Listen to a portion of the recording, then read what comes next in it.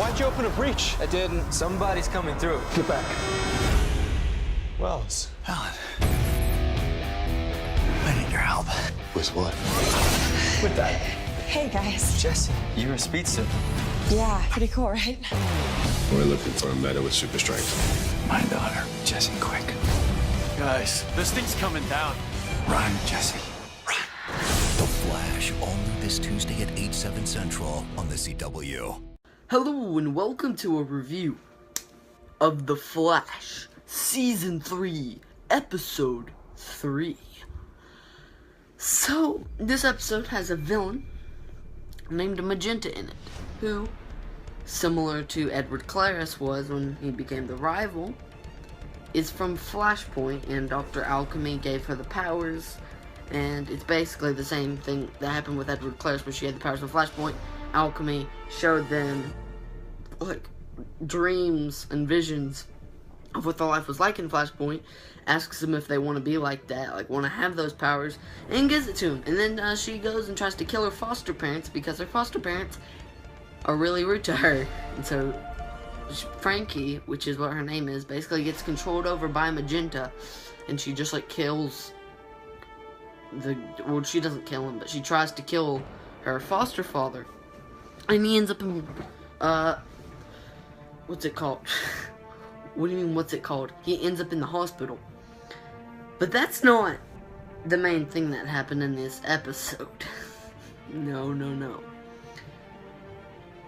What happened in this episode was, you see, Harrison Wells of Earth 2, aka Harry, and his daughter Jessie Quick, or Jessie Wells, or just Jessie. She's not really Jessie Quick yet until this episode. You see, Wells joins in, and he goes, he comes through a breach, and he tells Team Flash he needs their help, and they're like, with what? And then all of a sudden, Jessie runs in, and she's a speedster, and everyone's like, whoa, Jessie, you're a speedster. So that's what the whole episode's about. So let's talk about it. Best episode so far. Best episode so far of all the CW shows. That's what I think. There was, I don't know what it was, but there was really something about this episode that I loved. That was a really weird change of lighting. Don't mind that. There was something about this episode that was so weird. Like, there was like something weird about it that I really liked. There was like an essence or something. The new speedster, like, training room thing, really liked that. The fact that Harrison Wells put together that Barry changed the timeline within like 5 seconds, because, you know, Harrison Wells and Jesse, why do I call him Harrison Wells? It's just Harry and Jesse both had never seen that room before, because they're from Earth 2, obviously, so they wouldn't have been affected by the timeline, so they would be the same as Barry and be able to notice the differences. So Harrison Wells obviously is not okay with Jesse having speed, because Harrison Wells, if you watch Season 2 at all, you would know Harrison Wells is very overprotective of Jesse, and her having speed, he's going to be overprotective about it, not want her to use it, because, like, legit, I'm sorry, but can we just discuss my eyebrow real quick? Don't mind the acne.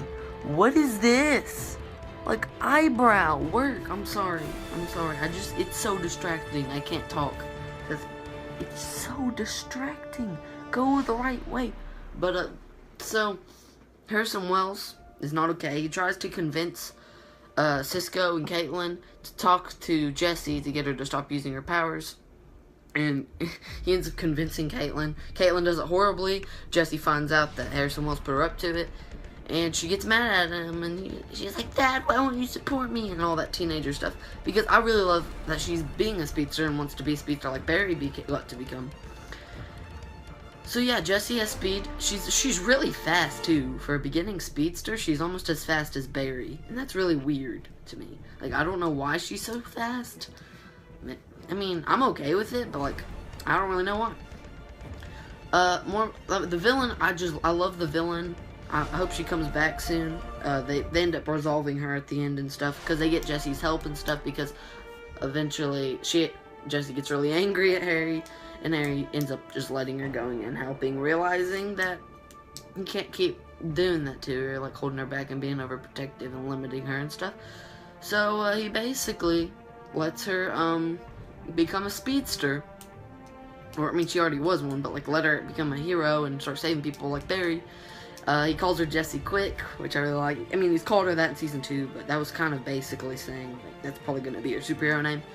Cisco made her a suit, which I don't think you saw her put it on, but you saw it. It looked really cool. It had like the black logo, which I was surprised. I was interested what the logo would look like. I did not think it looked like that, but I'm okay. I think the suit looks great.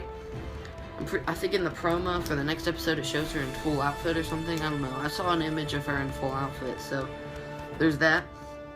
This is just an outstanding episode. That's not all we had to talk about, though, because there's some stuff going on with Julian, some stuff going on with Wally, and it's great. This wasn't Cisco's biggest episode. Joe had that dad cop thing, and then there's also the thing about Iris and Barry. So let's talk about the Iris and Barry thing. At the beginning of the episode, they try to go on a first date, but it keeps getting interrupted. Iris doesn't want him to talk about the Flash because, you know, they talk about that all the time. They want to talk about each other, but it was really boring and awkward because they could hardly talk about anything, and the date ended up getting interrupt. I can't talk sometimes. Sometimes my words just won't work. The date got interrupted when they got called to Star Labs because when Harrison Wells and Jessie were coming through the breach, and that's why their date got interrupted. But then they ended up trying again, and Barry tells her, and he realizes, he's like, yo, we can't not talk about the Flash. It's a part of our lives now. We have to be able to do this. And Iris is like, okay, so then they kiss. Then Barry gets called, because he has to go to the station with Joe. And Iris lets him go. She's like, yeah, and they kiss again and stuff. And like, they're okay now. Now they can go on dates and stuff. And I hope they don't break up. They don't do this crap where I'm trying so hard to fix my eyebrow and it is not working. But they're like, I hope they don't do all this crap with, like, oh, we need to take a break because you're a superhero and I just can't handle that. And our dates keep getting interrupted. They don't need to be doing this. Everyone knows Barry and Iris get married in the future. They're married on Earth too. They're gonna get married one day. So just let them date and let them all keep dating till they get married and let them stay married. And don't give Barry this relationship drama. Let him date Iris. Let him be with Iris for the rest of his life. Like a lot of relationships are. When you meet the right person, you stay with them for the rest of your life. Don't have him go through all this crap of breaking up with her and getting back and forth. Just let them date forever. Can we stop it there and just let them be a thing from now on? It'll be fine. I would love if they just did that. Caitlin trying to hide she has powers still. That was a thing. She was hinting like, I know nothing about having powers, and then she went on that huge rant to Harry about like that thing about talking about like you need to help her get through having her powers and stuff, like kind of hinting like help me, but she doesn't want them to know, because if you watch the last episode you find out Caitlin has frost powers, probably an effective Flashpoint. So Dr. Alchemy is back at it again doing stuff. Now the thing with Julian, he ends up getting Magenta really mad in the station. That was really cool. I'm really digging Julian's character. He's still suspecting things from Alan. Why did I call him Alan? That's because Julian calls him Alan. He keeps us like thinking Barry is sneaky, doesn't like Barry, and gosh, this episode had a lot of stuff in it. This is my favorite episode of The Flash, season 3. One of my favorite episodes of the entire show. I don't know what it was. I loved this episode so much. It's just, there was something about it. It was so good. So at the end, you also see, they find out there's like some weird like ghost-looking Flash thing moving. Just face Claris around his prison cell, which you saw at the end of the last episode, a big hand go in and grab it. That's all but confirmed to be Savitar, because, I mean, I turned on the credits, not credits, why did I call it credit? I can't talk, I'm sorry, I can't say words correctly. I turned on the subtitles of that scene, and it says on the bottom, like this is on the official CW app, it says electrical, crackling and like electrical crackling and stuff, which is like lightning, basically, which means Savitar's coming. And then you see a big, like, hand gauntlet thing that we've never seen before. It's probably Savitar killing him, and then we see that thing, like, flashing around and stuff. That's Savitar who killed him. That is definitely Savitar. And they're saying it's probably from Flashpoint. Now let's get on to Wally. This is, I think, was one of my favorite elements of the whole show. Because this version of Wally obviously does not have the Kid Flash powers like the one in Flashpoint. But since Alchemy's giving everyone in Flashpoint their powers, Wally's gonna eventually get him. Only Barry knows that, though. So Wally is hoping that since Jessie was affected by that wave that hit her and Wally, Wally's hoping he was affected too, but he really wasn't. Nobody is telling him, but he's like hoping really bad, so he jumps in front of a car like Jessie. Like, Jessie was in front of a car and it was running at her, and then everything went slow motion. That's when she realized she had powers. So Wally tried to do the same thing, but since he don't have powers because that didn't affect him, Jessie has to save him, and he almost dies, and he's still, like, upset. Every time they were talking about Jessie having powers, he got pretty upset because he really wants powers. Because if you watch Season 2, he basically wanted to save people, and he was, he was being heroic and stuff, and I really liked that. So he's going to get powers eventually, and I'm going to be really happy when he does, because he'll stay Kid Flash, will be Flash's sidekick, and Flash will have to teach him and stuff. It'll be basically like how Arsenal was on Arrow, except hopefully he doesn't leave the show like Arsenal did. Now, I want Kid Flash to stay around for a long time and actually just be Kid Flash, because I love Wally's character so much.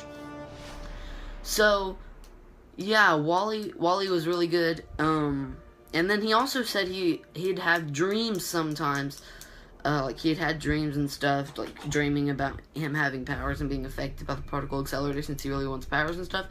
But I'm pretty sure those dreams are not just because he wants powers. I'm pretty sure Alchemy's giving him those dreams, showing him that alternate life where he's Kid Flash, and Wally just doesn't know that it's Alchemy showing him. He just thinks there's dreams he's having. But then eventually, Alchemy's gonna start talking to him, and he's gonna, like, go up to Wally probably and be like, Wally, I can give you these powers. Do you want these powers? Do you want these powers? I can give them to you.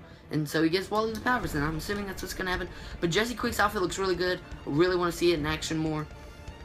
I really want to see Jay Garrick, Jesse, Barry, and Wally all standing in a line together. Like, all the speedsters, that'd be beautiful. This has been running for almost 12 minutes, this recording. And there's also going to be the promo at the beginning. So I apologize for this longer review.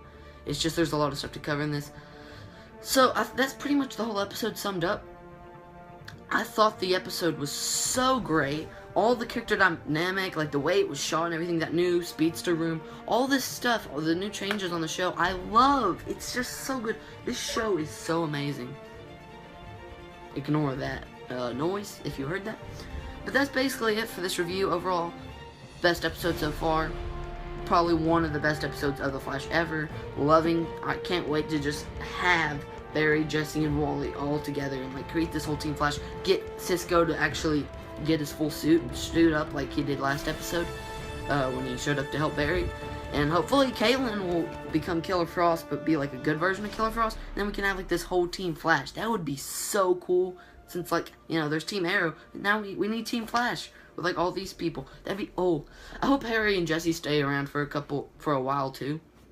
So, that's basically for my review. Tell me down below in the comments what you thought of this review. Subscribe to the channel for all the other reviews when they come out. Check out my Arrow review tomorrow, the Legends of Tomorrow review the next day, and yesterday when I made the review for Supergirl's episode. All this week, and next week I'll continue to do the reviews and until the season ends, and then I'll do reviews for the next season after that. Until, like, they discontinue the shows, because I love these shows and I'm going to continue doing reviews. So tell me what you thought in the comments below. Slap the like button if you enjoyed. That's basically it for this video. Goodbye.